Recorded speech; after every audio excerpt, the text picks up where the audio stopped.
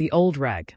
The champagne flute trembled in my hand as my mother's voice sliced through the reception hall's orchestrated elegance. "You're still wearing that old rag."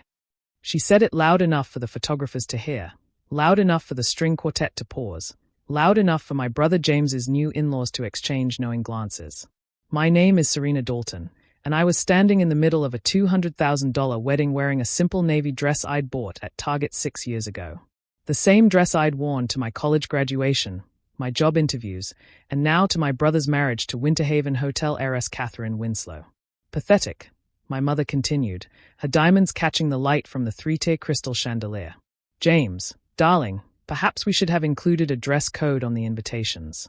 Some people clearly don't understand what black tie optional means." The laughter that followed was polite but cutting, the kind that rich people perfected. Just quiet enough to seem civilized, just loud enough to wound. My brother adjusted his custom Italian tuxedo and shrugged, that same dismissive gesture he'd been giving me since we were kids. "Serena never did have an eye for presentation, mother," he said, wrapping an arm around his bride. "But we can't all marry into the Winslow fortune, can we?"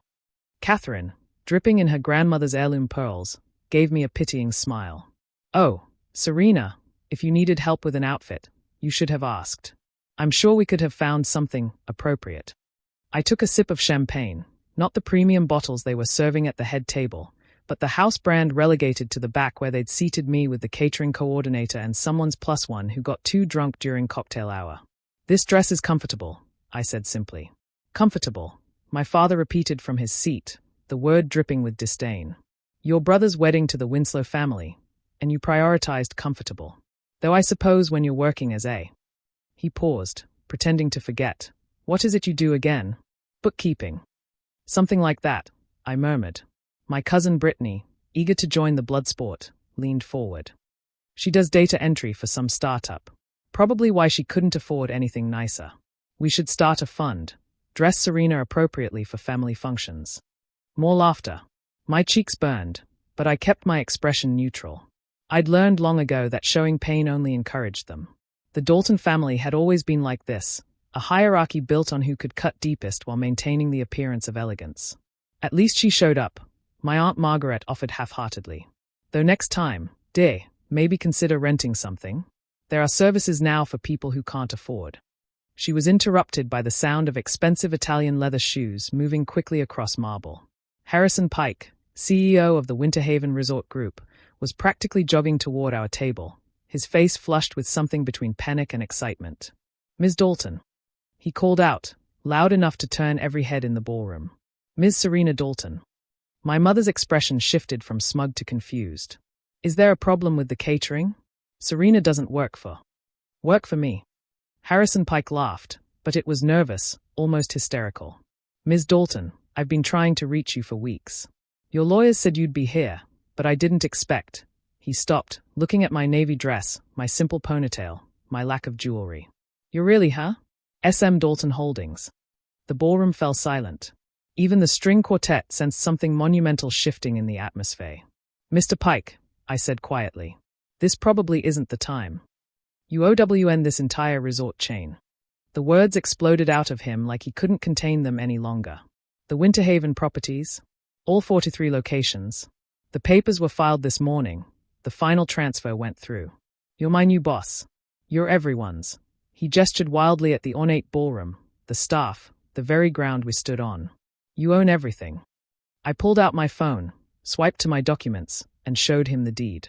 His knees actually buckled slightly. My mother's champagne glass hit the floor for the second time that evening. "That's," James started, his face draining of color. "That's impossible. Serena does data entry. She drives a Honda Civic. She lives in a studio apartment." "By choice," I interrupted, standing up from the back table where they'd hidden me. "I drive a reliable car because I don't need to prove anything. I live in a studio because I spend 18 hours a day building an empire you never knew existed." Catherine's father, Richard Winslow, patriarch of the Winslow Hotel fortune, stood up slowly. "SM Dalton Holdings. You're the ghost buyer? The one who's been acquiring distressed properties and turning them profitable? The one my board has been trying to identify for 3 years." "Guilty," I said. "But how?" My mother's voice cracked, her carefully maintained composure shattering. "We would have known. Your father monitors all the what, mother? All the family investments. All the money you assumed I'd never have because you wrote me off the moment James was born. I straightened my simple dress, the one she'd called a rag. While you were grooming James to marry money, I was earning it. While you were teaching him which fork to use, I was learning market analytics. While you spent your energy making sure everyone knew I was the disappointment, I was quietly buying the venues where you held your parties. Harrison Pike cleared his throat. Ms. Dalton, about the arrangements for today's event. Let them have their wedding, I said, not breaking eye contact with my mother. Consider it my gift. The last free thing they'll ever get from a Winter Haven property. Free? James finally found his voice. What do you mean free? We paid. No, Harrison Pike interjected nervously. Actually, the payment was reversed this morning when the ownership transferred. Ms. Dalton's corporate account absorbed all pending transactions. Technically, she paid for your wedding. The irony was so perfect I almost laughed. My brother, who'd spent years mocking my bargain shopping and thrift store finds, had just had his $250,000 wedding funded by the sister he'd called pathetic. How long? My father's voice was hollow. How long have you been? 7 years, I said. Started with a small loan and a condemned property in Detroit. Fixed it up myself, learned plumbing from YouTube videos you mocked me for watching. Sold it for triple. Bought 2 more. Then 4. Then 10. By year 3, I had investment groups begging to partner with me.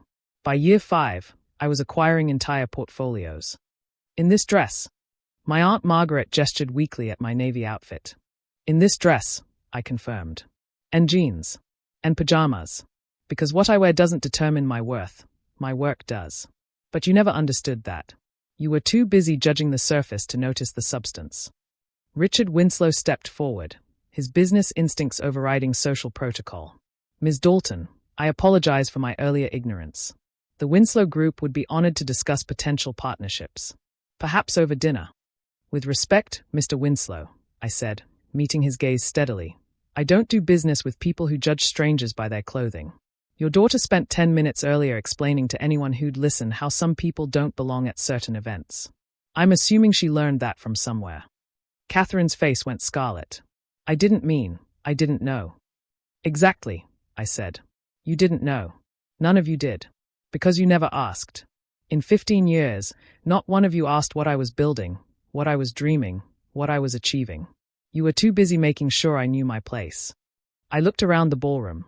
The soaring ceilings I now owned, the marble floors my mortgage payments had polished, the crystal chandeliers my negotiations had restored. Serena, sweetheart. My mother tried, reaching for my arm. We're family. Surely this is all a misunderstanding. I stepped back. Family. You seated me at table 27. With the catering coordinator. You called my dress pathetic.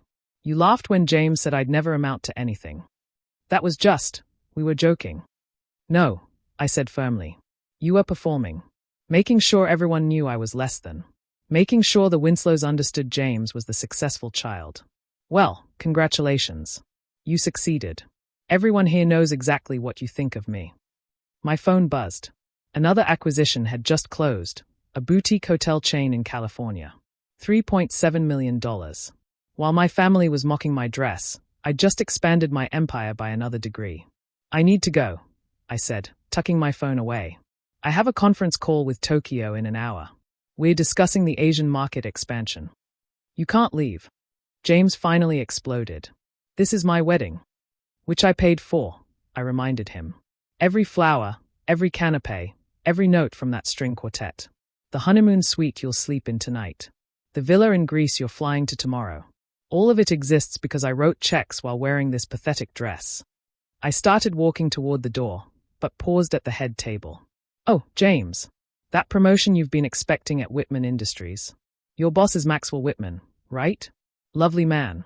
We're actually closing on a deal next week. I'm buying the building your office is in. Don't worry, I won't interfere with your career.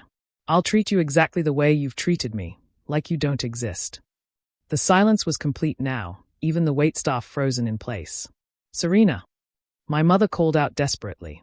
You can't just, we're your family. I turned back one last time. No, you're people who happen to share my DNA. Family shows up. Family asks questions. Family celebrates successes instead of mocking struggles. You want to know why I still wear this dress? Because every time I put it on, I remember the graduation you didn't attend, the promotion dinner you forgot, the birthday you ignored because James had a golf tournament. This dress has been to every important moment in my life, which is more than any of you can say. Harrison Pike rushed after me. Ms. Dalton, about the properties. Monday, I said. We'll discuss everything Monday. Tonight, let them have their fairy tale. Let them dance in a ballroom they'll never be able to afford again.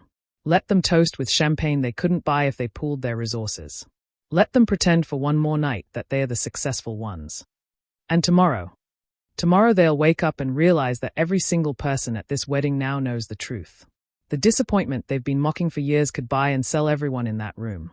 The pathetic sister in the old dress owns the ground beneath their feet.